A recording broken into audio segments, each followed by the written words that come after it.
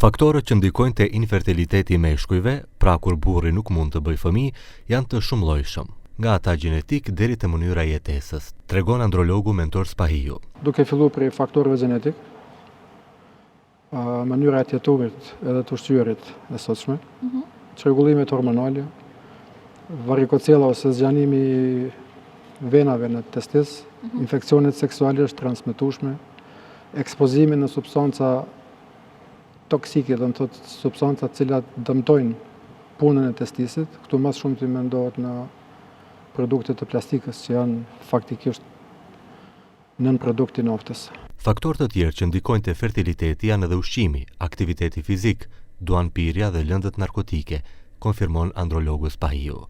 Duke ndalur te ushqimi, ai pohon se për të pasur spermë cilësore, duhet pasur kujdes edhe çfarë konsumohet. Ushqimin që ne e konzumojmë sot është ushqim i superprocesuar. Do të thotë është ushqim i cili është i superpasur me karbohidrate, të cilat nuk janë edhe substancat më të mira të cilat duhet me i konzumu. Të ashtu e llogarit që ne jemi popull i cili konzumon mjaft në kuzhinën tonë karbohidrate, ku i ke burrimet të buka, patatja, orizi, misri. Këto janë produkte që ne e konzumojmë mjaft. Po problemi është që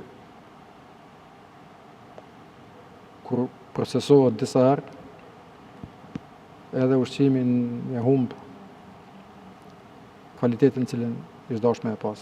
Një gjë që me siguri ka ndikim negativ te fertiliteti një mashkulli është përdorimi i steroideve, pra anabolikëve që konsumohen më së tepërmi nga ata që synojnë të arrijnë performancë dhe trup më të madh në fitnes, por nga ana tjetër dëmtojnë testikujt.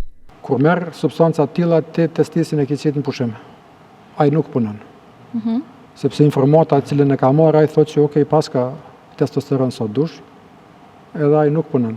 Sipas numrave që i ka andrologu për popullsinë në Maqedonin e Veriut, 40 deri në 70.000 çifte në vendin tonë kanë probleme të natyrës së infertilitetit.